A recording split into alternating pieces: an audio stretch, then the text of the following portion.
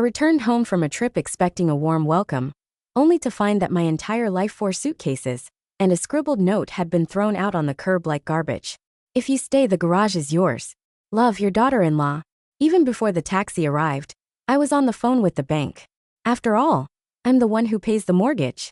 So I ruined their financial situation. Stay with me, friends. Listen to my story to the end, and tell me the name of the city you're reading from. I'm curious how far my story will go. I stood there, gawking at my 4 suitcases lined up neatly on the pavement, my brain struggling to catch up. After spending a week with my sister in Oregon, all I craved was collapsing into my cozy recliner with a steaming mug of chamomile. Instead, I was locked out of my own house.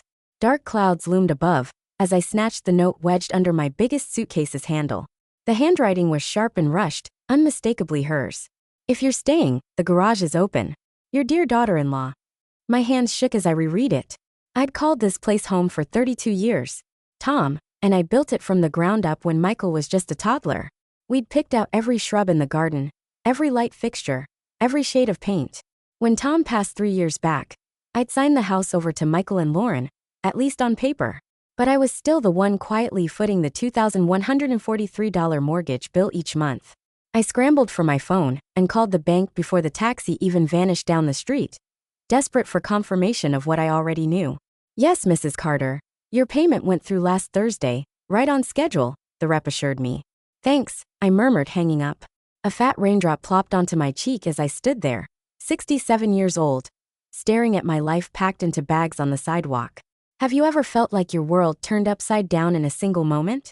Drop a comment below with a word that describes that feeling. I'm reading every one. Then the sky let loose, like it was giving me the go-ahead to fall apart too. I should have seen the signs. But grief over Tom's death, and my fear of losing Michael's family kept me blind to how far things had gone. The sneaky looks Michael and Lauren swapped whenever I talked about repainting the dining room. The not-so-subtle hints about retirement villages, where I wouldn't have to fuss with lawn care. The way they'd rearranged the den during my visit to my sister last Easter, shoving my favorite reading chair into the attic. Little things that weren't so little looking back. The garage door was unlatched, and inside, a single mattress leaned against a wall, next to a rickety side table with a cheap lamp. Picture it. A dim, dusty garage, the kind that smells of oil and forgotten tools, with my life reduced to a sagging mattress and a flickering bulb that buzzed like it was on its last legs. My clothes hung on a flimsy portable rack. My books, pictures, and mementos were crammed into boxes marked Mom's Things, in Lauren's hurried scrawl. I sank onto the mattress, the cold concrete chilling my feet. Through the tiny window, I could see the house where I'd raised my boy, mourned my husband, and apparently lost my place. My phone pinged with a text from Michael. Mom, we need room.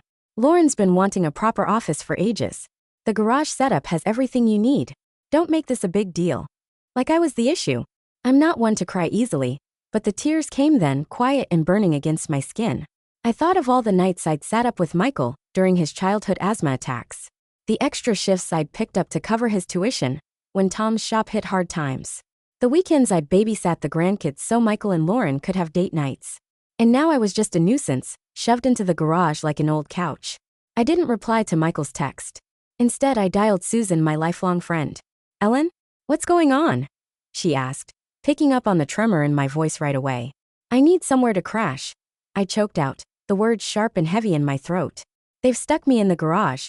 Susan didn't press for details. I'll be there in 15, she said.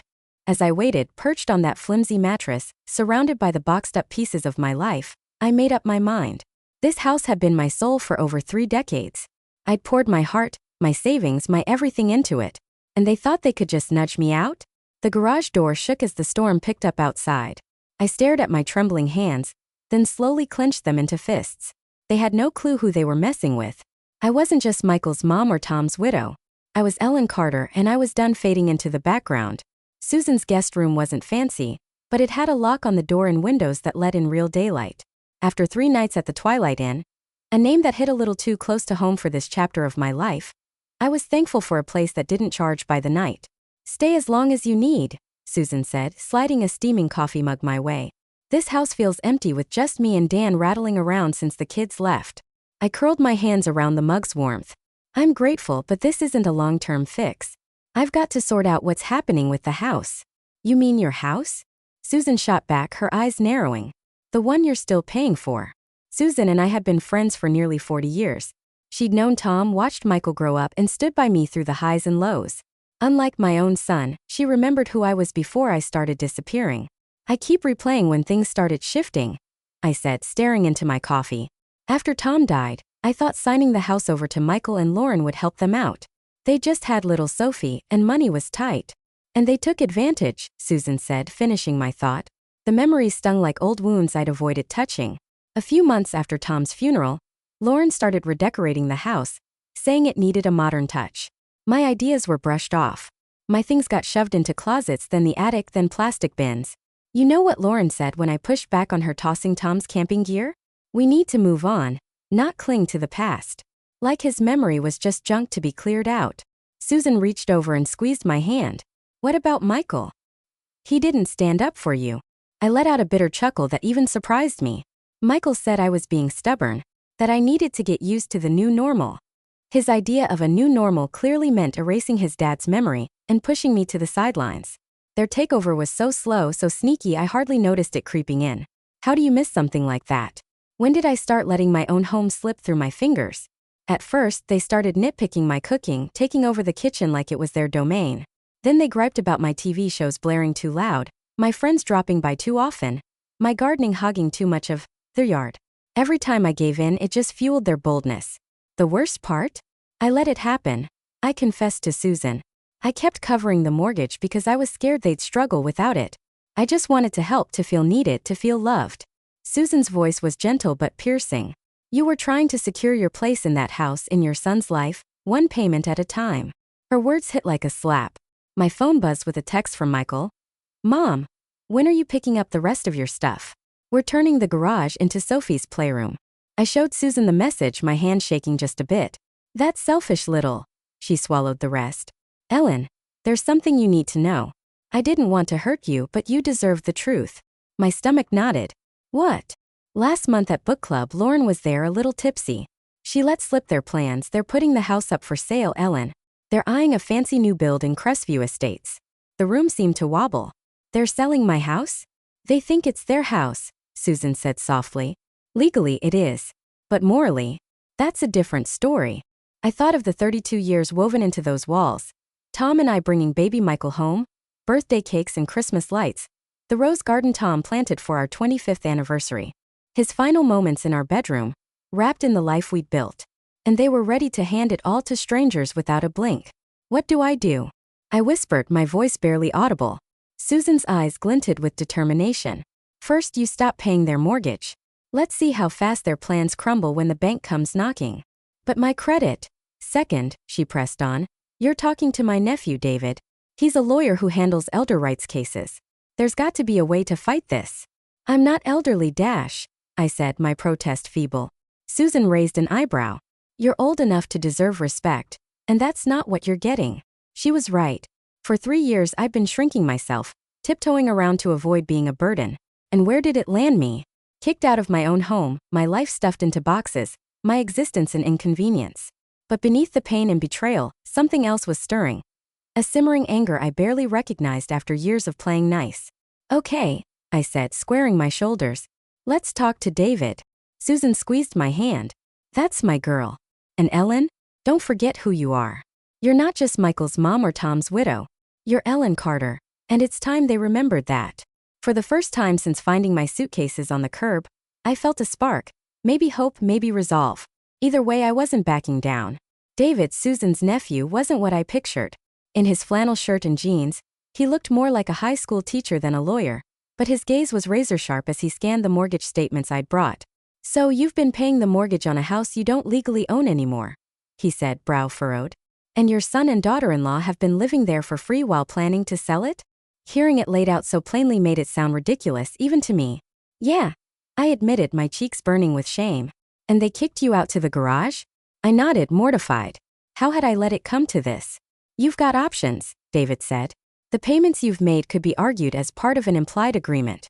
At the very least, you could sue to recover what you've paid since the title changed hands. Susan, who'd been unusually quiet, chimed in. She needs to face them first. Make them see what they've done. David looked doubtful, but I knew Susan was right.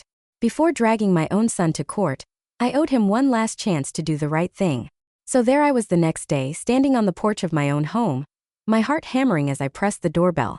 I'd lived here since before Michael was born, and now I was a stranger, needing permission to step inside. Lauren opened the door, her surprise quickly hidden behind a stiff smile. "Ellen, we didn't know you were coming.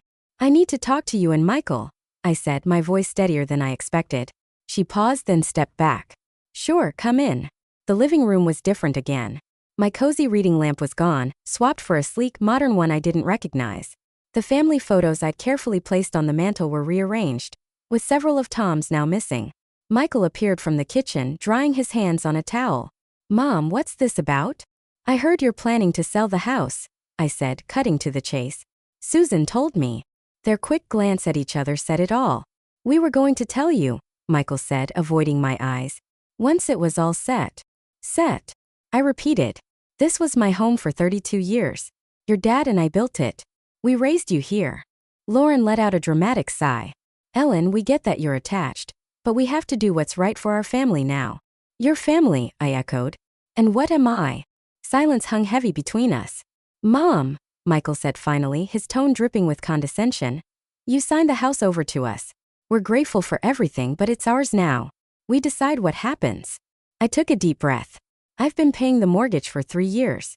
Every month, $2,143 from my account to keep this roof over your heads. Another glance between them, they'd known all along. "That was your decision," Lauren said, her voice icy. "We never asked you to." My hand started to shake. "I did it to help you. Because that's what family does. And we appreciate it," Michael said, though his tone screamed otherwise. "But that doesn't change the facts. The house belongs to us. So my 32 years in that house, all the money I've poured in, my place in this family, none of it means anything?" Michael just shrugged, looking uneasy but unmoved. "Mom, you're blowing this out of proportion. We can help you find a cozy retirement place." "I don't need a cozy retirement place," I shot back, my voice sharp.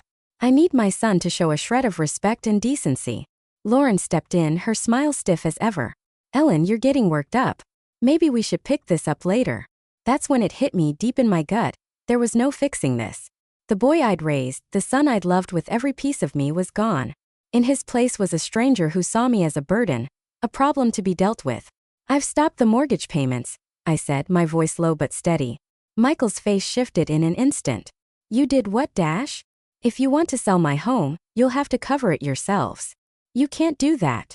Lauren's voice spiked. "What about our credit? We have plans." "Yeah," I said. "I hear Crestview Estates is nice this time of year." Michael's expression darkened. "Mom, this house was Dad's gift to me. You know that. It was never really yours." His words slammed into me like a fist. Never really yours. 32 years of my life dismissed in a heartbeat. "I see," I whispered, barely audible. "Then I guess there's nothing more to say." I turned to go, my legs shaky. At the door I stopped, glancing back at the son who no longer saw me. "Your father would be ashamed of you, Michael. And for the first time, so am I." I stepped out, the cool April air brushing against my flushed face as I walked down the driveway, away from the home that was never truly mine. Something inside me shattered that day, but something tougher, fiercer took its place. "You did what, Dash?" Susan gasped, her coffee mug frozen midair.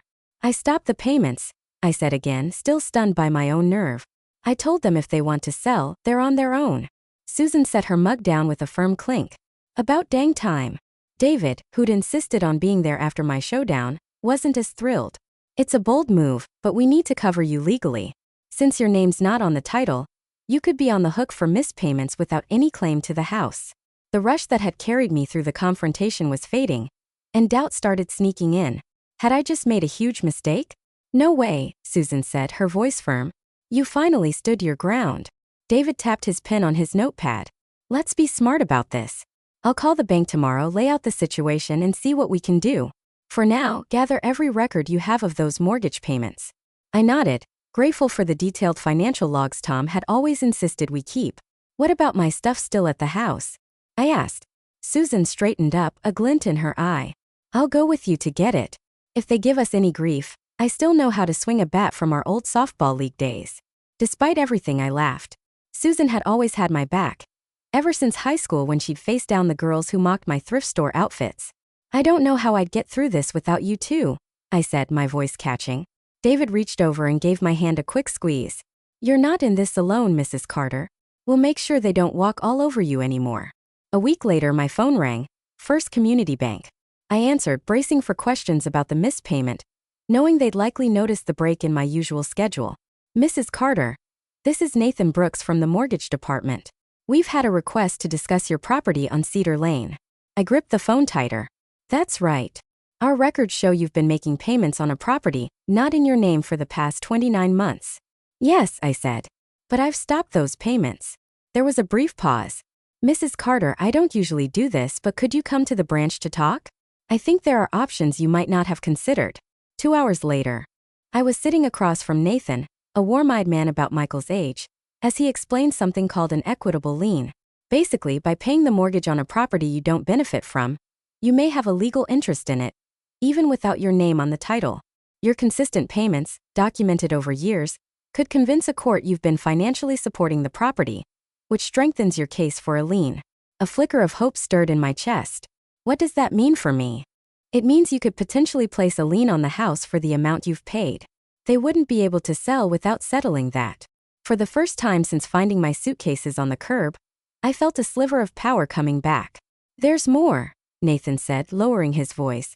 Your son called this morning, pretty worked up about the missed payment.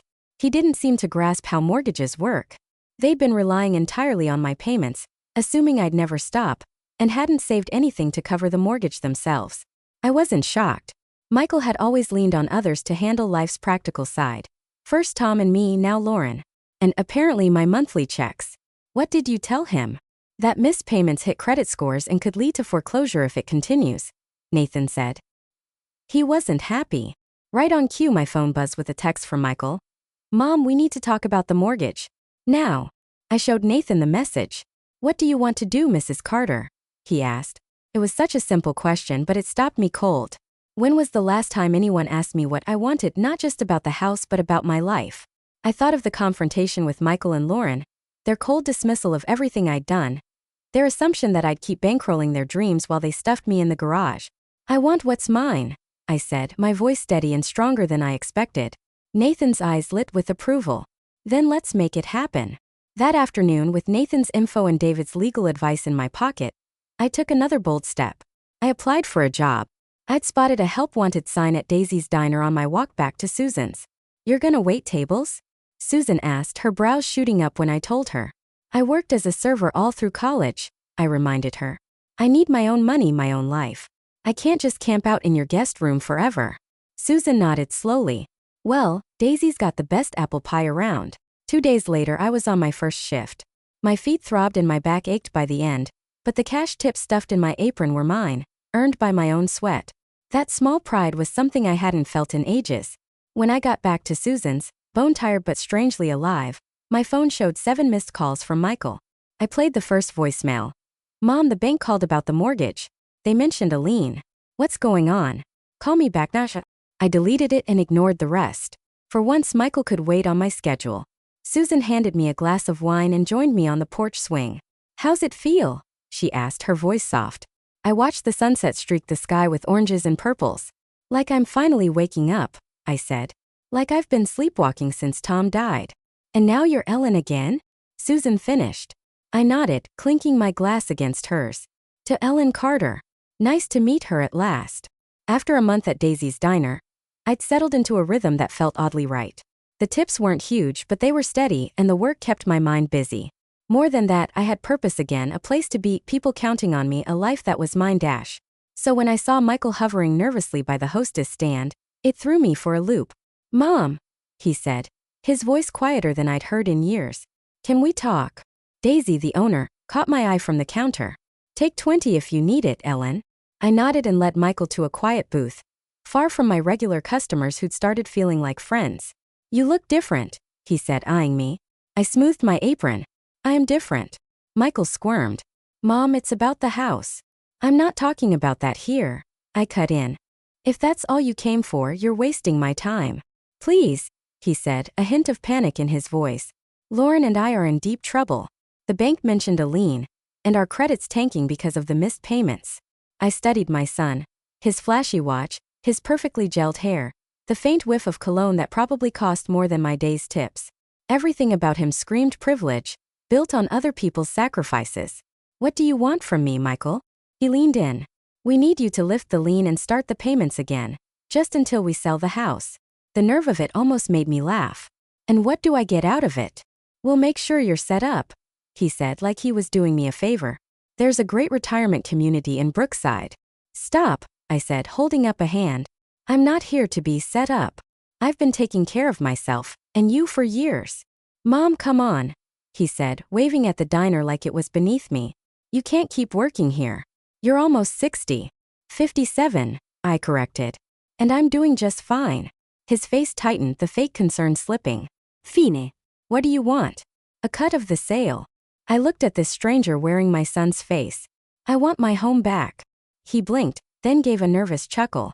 That's not happening. We've already put an offer on the place in Crestview Estates. Not my problem. His expression turned cold. It is your problem if you want to see Sophie. Or any of us. The threat landed like a slap.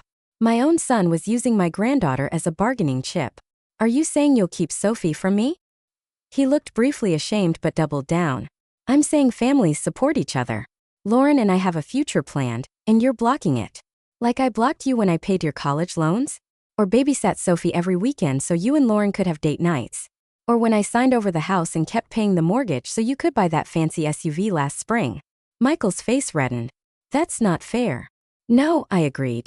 It's not. My break was nearly done. I slid out of the booth, smoothing my apron. I need to get back to work. Mom, please, Michael said, his voice breaking just a bit. We need this. The Crestview house is perfect. We can't lose it. For a second, I saw the little boy who'd crawl into my lap with a skinned knee, needing me to fix everything. But that boy was long gone, replaced by a man who saw me as a tool for his own plans. I'll think about it, I said finally. But I need something in writing from you and Lauren first. Meet me at David Brooks' office tomorrow at 3 p.m. Relief flooded Michael's face. Thank you, Mom. You won't regret this. As he walked out, I wasn't so sure. The next day, I got to David's office early, my stomach churning.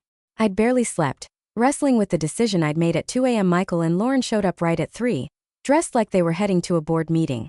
Lauren's smile was sharp and smug as they sat across from David's desk. Thank you for meeting, David said, all business. Mrs. Carter has reviewed your request regarding the property on Cedar Lane. We're glad. Lauren jumped in, her voice smooth. I'm sure we can find a solution that works for everyone.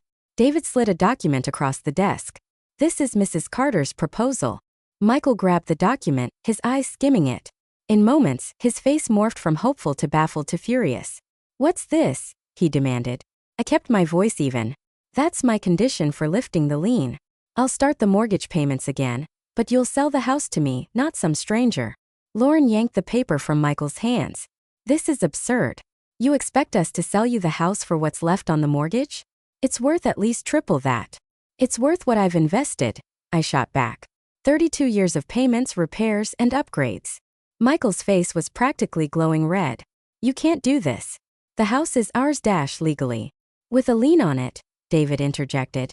Which makes selling it a lot trickier. We'll fight this, Lauren snapped, her tone icy. We'll get our own lawyer. I nodded, having braced for this. You can try. But legal battles take time, months, maybe years. Your credit will keep tanking. And that Crestview Estates dream house will go to someone else. The reality hit them hard. I could see it in their faces. Michael and Lauren had stretched themselves thin, banking on a quick sale of my home to fund their big upgrade. You planned this from the start, Michael accused, his voice low and bitter. Ever since we moved you to the garage. No, I said softly. I just stopped letting you walk all over me. Lauren stood up sharply. We need to talk this over alone. As they stepped out, David gave me a nod of respect. You're doing what's right, Mrs. Carter. I wasn't so sure. The hurt in Michael's eyes gnawed at me. Had I become as ruthless as they were? Before I could spiral, the door opened again. Michael and Lauren came back, their expressions tight but defeated. We'll take the deal, Michael said, his voice flat. But I hope you know what this does to us. I held my son's gaze. Ido. And I hope one day you'll understand what it meant when you left my suitcases on the curb. That first night back in my house, sleep wouldn't come. I roamed from room to room, my fingers brushing the walls, lingering on the doorway where we'd notched Michael's height every year. standing in the kitchen where Tom and I had swayed to old jazz on our 28th anniversary. It had been 4 months since that tense meeting in David's office.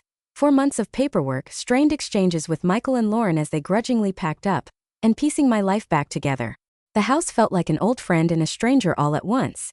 Lauren had slapped trendy grays and whites on the walls, erasing the cozy greens and creams Tom and I had picked.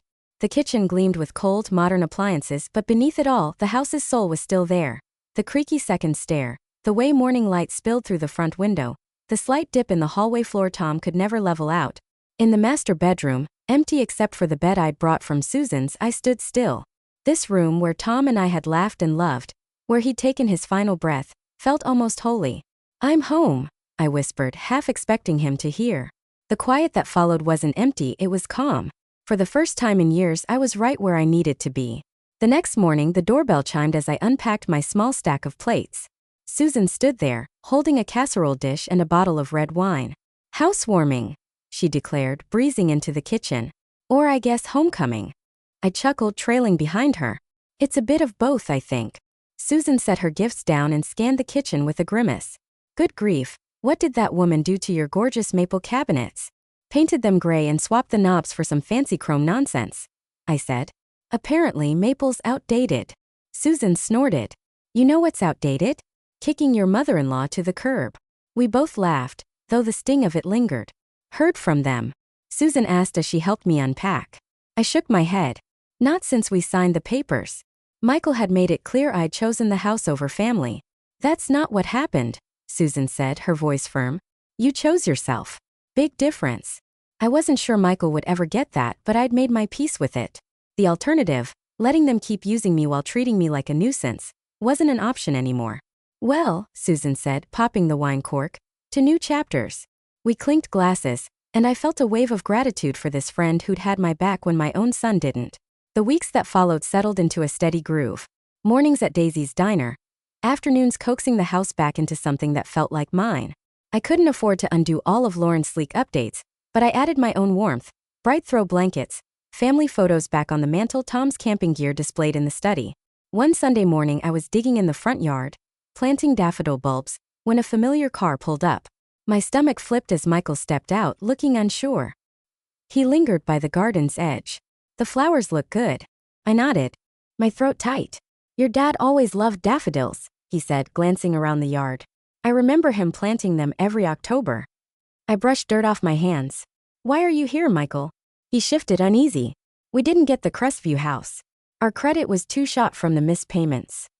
I wasn't shocked, but I felt a pang. "I'm sorry," I said, and I meant it despite everything. Michael stared at his polished sneakers, now dusted with garden dirt. "We got an apartment instead. It's small, but it's making us rethink some things." I stood there waiting, sensing he had more to say. "Lauren's pregnant again," Michael said at last. "Baby's due in March." "That's wonderful," I said quietly, unsure if this was meant to sting, to highlight what I'd be missing. Michael looked at me, really looked for the first time. "Sophie keeps asking about you. She doesn't get why we don't see Grandma anymore." My heart twisted, a mix of ache and warmth. "I miss my granddaughter so much it hurt." "She's welcome here anytime," I said. "So are you." Michael nodded, then paused. "Mom, I've been thinking about everything. About what went down." I held my breath, afraid to hope for real understanding. "I'm not saying we did everything right," he went on, picking his words carefully. "But you picked the house over us. I don't know if I can get past that." My flicker of hope fizzled. He still didn't get it. "I didn't pick a house, Michael," I said softly. "I chose not to be invisible. There's a difference." He frowned, clearly not buying it. "Anyway, I wanted you to know about the baby. And maybe Sophie could come by sometimes if that's okay." It wasn't an apology, not even close. But it was a small step, a tiny bridge between us. "I'd love that," I said. After Michael drove off, I sank onto the porch swing, replaying the conversation. Things with my son were fractured, maybe beyond repair. He couldn't see how deeply he'd wounded me, how completely he'd broken my trust. But he'd shown up today, reached out, however imperfectly. It was something, a beginning, not a dead end.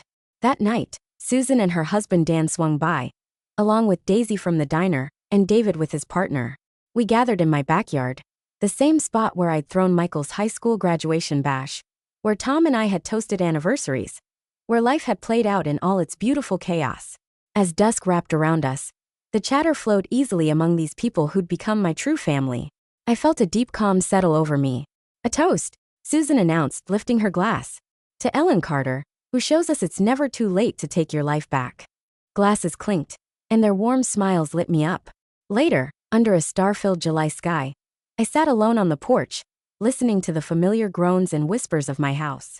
I thought of Tom, the life we'd carved out, the son we'd raised who'd somehow lost his way. I thought of the woman I'd become these past months, tougher, fiercer, done shrinking to fit anyone else's plans. This house wasn't just bricks and mortar. It was proof of survival, of grit, of the quiet, fierce strength of a woman who'd finally put herself first. I was home, not just in these walls but in my own skin. And for the first time in years, the future sprawled ahead, brimming with possibilities that belonged to me alone. If you liked this story, please don't forget to like this video, subscribe to the channel. What do you think Ellen did right, or should she have done differently? Write in the comments. We also recommend you to listen to the story of Laura, a woman who cooked dinner and her son and his wife started making fun of her. So she handed them the keys and said, "Good luck with your mortgage payment now." But what happened next made her change her mind and kick them out of her house. To watch this story, just click on the left box on the screen. Have a great time watching.